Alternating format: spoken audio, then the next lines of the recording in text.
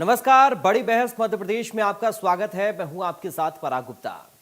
मध्य प्रदेश कांग्रेस पहली बार अपने विधायकों को संगठित रूप से प्रशिक्षण दे रही है।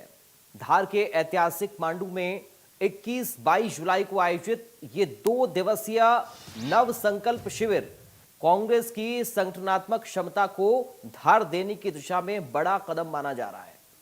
इस शिविर में कांग्रेस के सभी विधायकों ने हिस्सा लिया है। इस शिविर में नेतृत्व, रणनीति, मीडिया कौशल, विरोध प्रदर्शन की प्रभावशीलता और संविधान से जुड़ी ट्रेनिंग दी जा रही है।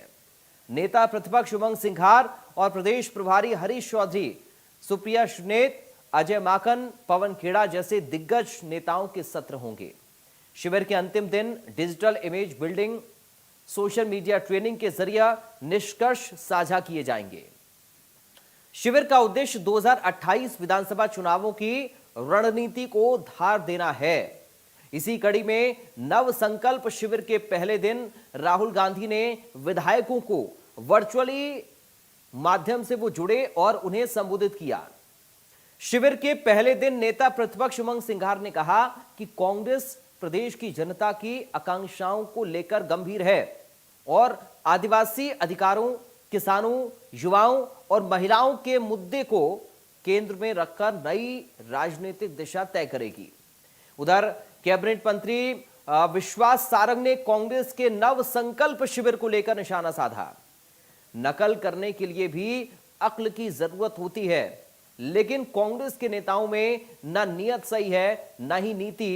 वे पहले अपने चरित्र को सुधारें।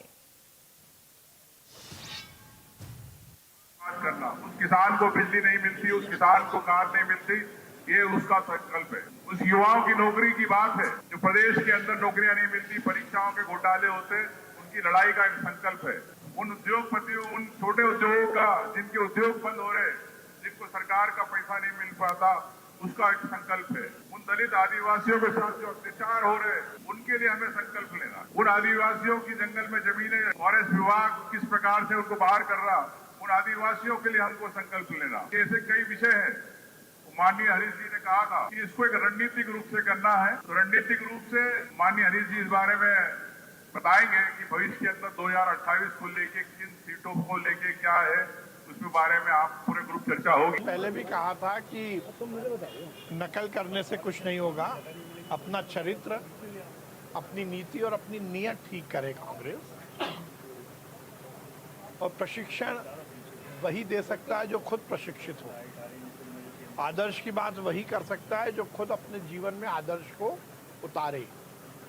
कांग्रेस के नेता चाहे दिल्ली में हो या प्रदेश में हो, उन्होंने कभी अनुशासन का पालन नहीं किया।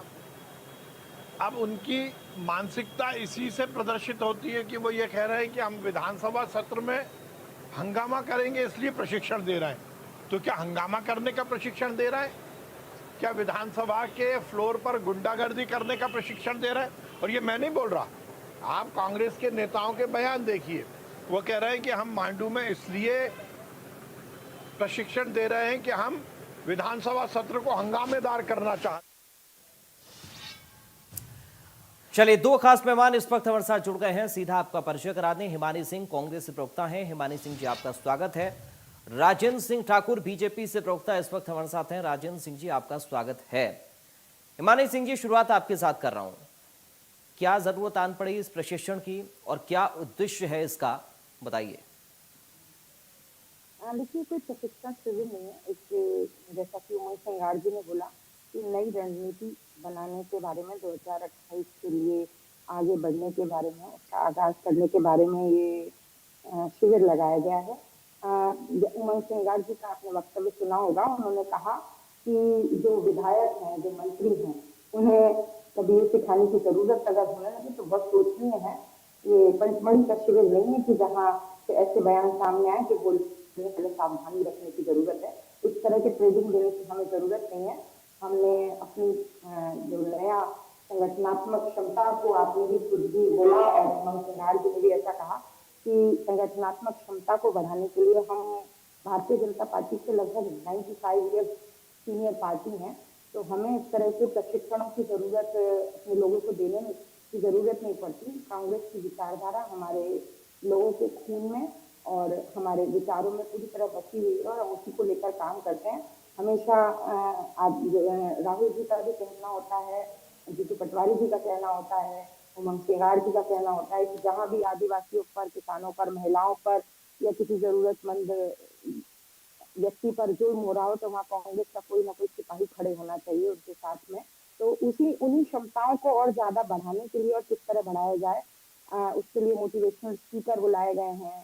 सुप्रिया श्रीनेत जी आकर बताएंगी कि किस तरह से सोशल मीडिया पर जो बीजेपी की पोल आर्मी काम करती है, जो एक एक 2-2 रुपए के पोस्ट के बाद महिलाओं के ऊपर खुद हमारे साथ इस तरह की गंदी अपमानजनक भाषा का प्रयोग करते हैं, उनसे किस तरह निपटा जाए, उनको किस तरह इग्नोर किया जाए और नई आत्मविश्वास, नई ऊर्जा के संचयन के लिए शिविर लगाया गया है।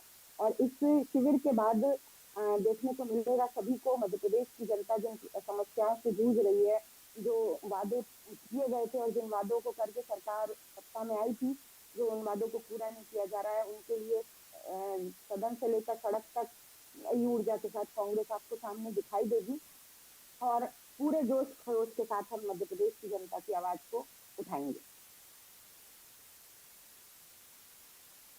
मानी सिंह जी ये कह रहे हैं कि हमारा ये ट्रेनिंग कैंप इसलिए बहुत जरूरी है क्योंकि आप लोग जिस तरह वादे करके सत्ता में आए उन वादों को पूरा नहीं कर पा रहे हैं और अब हम अपने कार्यकर्ताओं को, अपने नेताओं को नए सिरे से ट्रेन कर रहे हैं ताकि वो आपकी नाकामियों को उजागर कर पाए और प्रदेश में एक कांग्रेस पार्टी के अंदर नई जान आ पाए। तो क्या ये एक बड़ी चुनौती अब बीजेपी के लिए या फिर सरकार के लिए ट्रेनिंग कैंप बनने जा रहा है कांग्रेस पार्टी का? राजेंद्र सिंह जी देखिए मैं देख रहा हूँ कि कांग्रेस वर्षों से हर चुनाव के पहले या बिना चुनाव के समय भी इस तरह की बातें करती है कि अब हम नई ऊर्जा के साथ आएंगे और नया जज्बा लाएंगे, नई सोच, नया युवा, वो जिस युवा के नेतृत्व में कांग्रेस खड़ी होना चाहती थी वो खुद ही अब अधेड़ हो गए हैं। तो ये कांग्रेस कभी भी जब तक जनता के मुद्दे से नहीं जुड़ेगी, जनता के साथ नहीं जुड़ेगी, तब तक जनता इनको स्वीकार नहीं करेगी। ये चाहे कितनी आपस में मीटिंगें कर लें, कितने ही ये आपस में जो इन्होंने कहा कि मोटिवेशनल स्पीकर बुलाया, अब इससे समझ लीजिए कि इनके नेता इनके विधायकों को मोटिवेट नहीं कर पा रहे हैं तो इसलिए इनको मोटिवेशनल स्पीकर बुलाने पड़ रहे हैं। तो ये खैर अलग इनका मुद्दा है कि किस तरीके से ये इनकी पार्टी को खड़ा करना चाहते हैं। मूल बात ये है कि जो कहा जा रहा था कि ये सत्र की तैयारी के लिए उनको मोटिवेट करेंगे, तो मेरा ये कहना है कि मध्य प्रदेश की जनता, मध्य प्रदेश के विकास के लिए एक सकारात्मक विपक्ष की तरह अगर ये साथ आते हैं और सदन में अपनी जनता के मुद्दे पर अपने सकारात्मक सुझाव देते हैं तो स्वागत है। ठीक है, लेकिन सेकंड राउंड की शुरुआत ठाकुर साहब आपके साथ ही मैं कर रहा हूं, फिर हिमानी जी आपके पास आ रहा हूं। अब वो सकारात्मकता क्या हो सकती है विपक्ष के लिए, क्या आप लोगों की नसीहत होगी? क्योंकि सवाल यह है कि विपक्ष तो यही कह रहा है कि हम कैसे उजागर करें उन मुद्दों को जिन पर काम नहीं हो रहा है या जनता से जुड़े हैं। अब सरकार क्या चाहती है, क्या मार्गदर्शन होगा विपक्ष का, विपक्ष के लिए आप लोगों का कि आप इस तरीके से ट्रेनिंग कैंप आयोजित करिए, आपका ये तरीका सही होगा ताकि हम उन मुद्दों को समझ पाए? देखिए जो हम देखते आ रहे हैं अभी तक जितने सत्र होते हैं, जब भी जनता के मुद्दे पर चर्चा होती है विपक्ष बहिर्गम करके बाहर हो जाता है।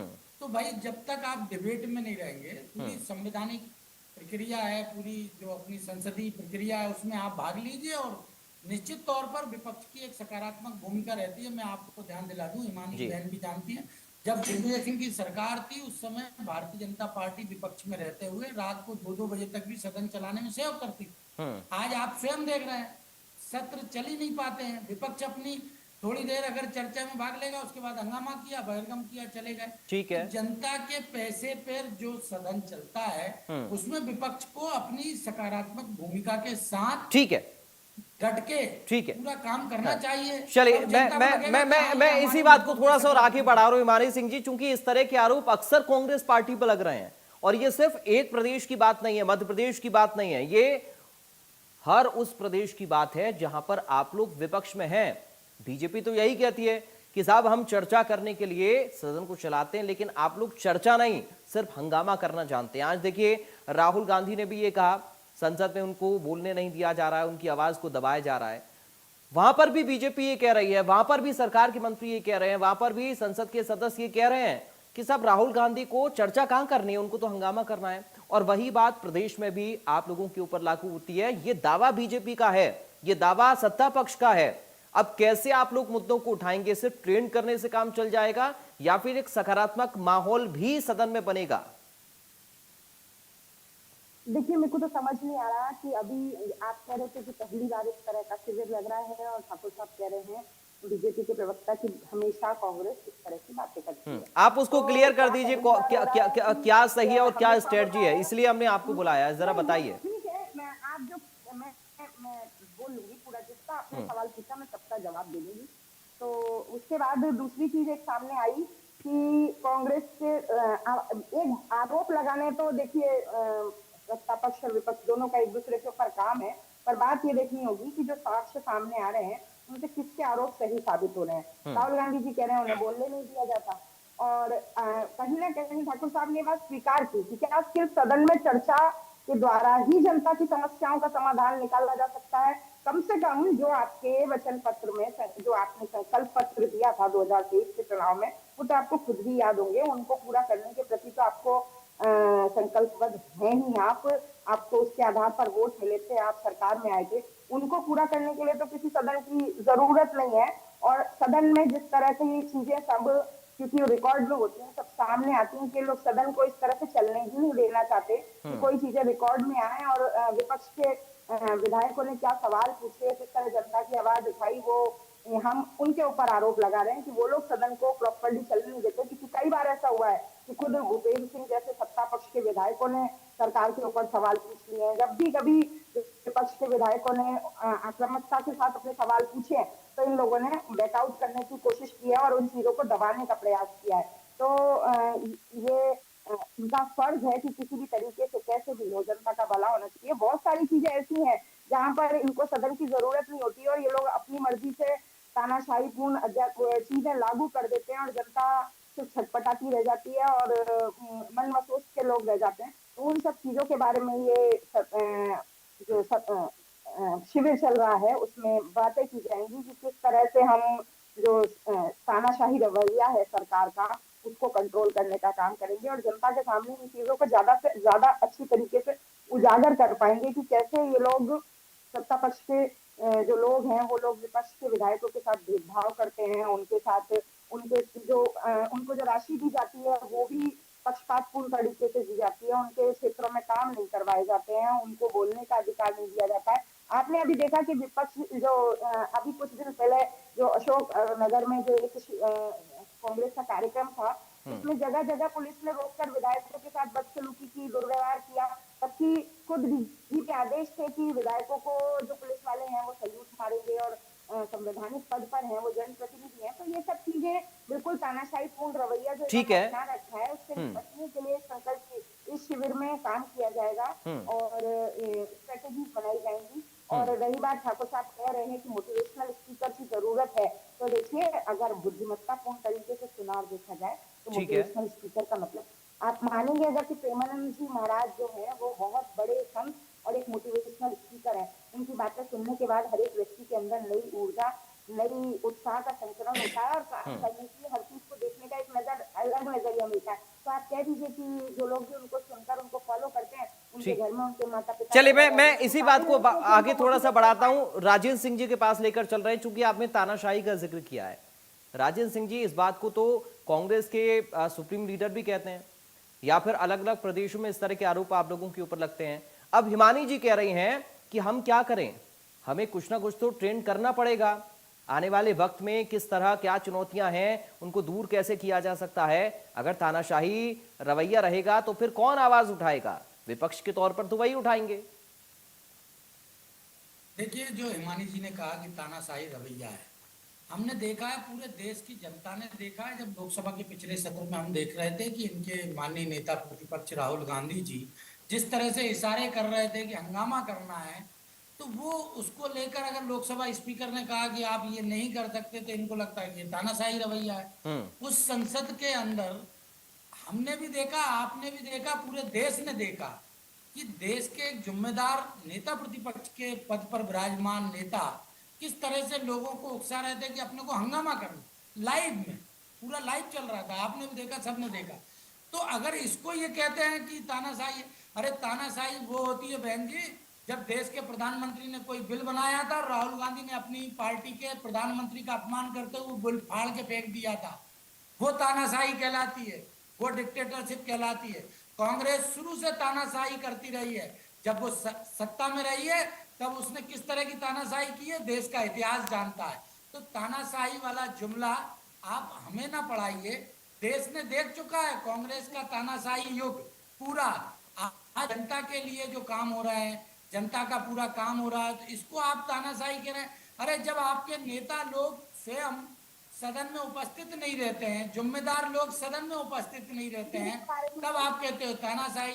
देश के आपके खुद की पार्टी के लोग कह रहे हैं, आपकी पार्टी से जिन लक्ष्मण सिंह को निकाला वो कहते हैं कि पार्टी में तानाशाही चल रही है।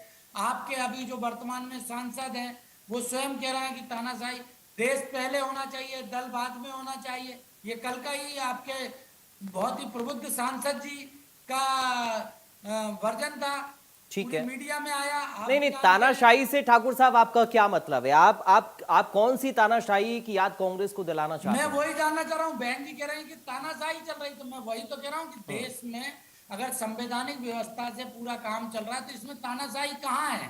इनको कहाँ तानाशाही लग रही है? अगर हंगामा करने से तानाशाही दूर होती है क्या? नहीं नहीं, मुझे ऐसा लग रहा है कि आप इशारा एक लंबा कर रहे हैं मानी जी। ये बड़ा सवाल है, क्योंकि जब भी आप तानाशाही आप का जिक्र करते हैं तब फिर एक विशेष समय की याद कांग्रेस पार्टी को दिलाती है बीजेपी। विशेष समय की बात पूरी परंपरा है साहब, एक समय नहीं, पूरी परंपरा है तानाशाही की। अरे मुझे आवाज नहीं आ रही बहन जी। मुझे देना है जवाब। तो ये अपनी जिम्मेदारियों से, वर्तमान परिस्थितियों से पीछा छुड़ाने जैसी बात है, जिस जगह पर सकते हैं। अब आप देखिए आज का इंसिडेंट देख लीजिए, बहुत पुराना, इंसाफ की तरह मुझे जाने की जरूरत नहीं है। मेरे लिए आज एक हफ्ते, एक महीने, आप जब बोले मैं सबके उदाहरण आपके सामने पेश करूंगी। आपको सिर्फ उनको नकारना है और उनको गलत साबित करना है। आज इनके सनातनी विधायक जो पहले देवास टेकरी में जबरदस्ती रात के 2 बजे माता रानी को दर्शन देने पहुंच गए थे, आज वो महाकाल मंदिर में इसी तरीके से बदसलूकी करते हुए अंदर गर्भगृह में पहुंच गए, जहाँ किसी भी भक्त को पहुंचने की परमिशन नहीं है। और वीडियो उसके बाद उन्होंने सावधानी पूर्वक क्या किया, उन्होंने पिछले इंसिडेंट जो देवास टेकरी वाला था उससे ये शिक्षा नहीं ली कि इस तरह की हरकतें नहीं करनी चाहिए। उन्होंने सबसे पहली शिक्षा ली कि सीसीटीवी फुटेज डिलीट करवाने चाहिए, क्योंकि जब वो वायरल होते हैं तब पुत्र फंसते हैं। तो सबसे पहले विधायक जी ने काम किया, सीसीटीवी फुटेज डिलीट कराए। लेकिन दुर्भाग्य से वहां जो लोग थे, जो कैमरे थे, फोटोग्राफर थे, उन सभी ने उन चीजों को कवर कर लिया। ठीक है, जो विधायक पुत्र पहले, इसी को तानाशाही कहते हैं कि आपके कोई भी नियम ठीक है, ये विधायक मानने के ठीक है। लेकिन ठीक है हिमानी जी, चूंकि हम चर्चा के आखिरी पड़ाव में हैं, मैं बहुत जल्दी से जानना चाह रहा हूं कि क्या स्ट्रेटजी है अब कांग्रेस पार्टी की मध्य प्रदेश के अंदर। बताइए, ये जो आप ट्रेनिंग कैंप चला रहे हैं और जो संगठित तौर पर ट्रेन कर रहे हैं अपने नेताओं को, कार्यकर्ताओं को, अब आगे की स्ट्रेटजी क्या होने वाली है कांग्रेस की?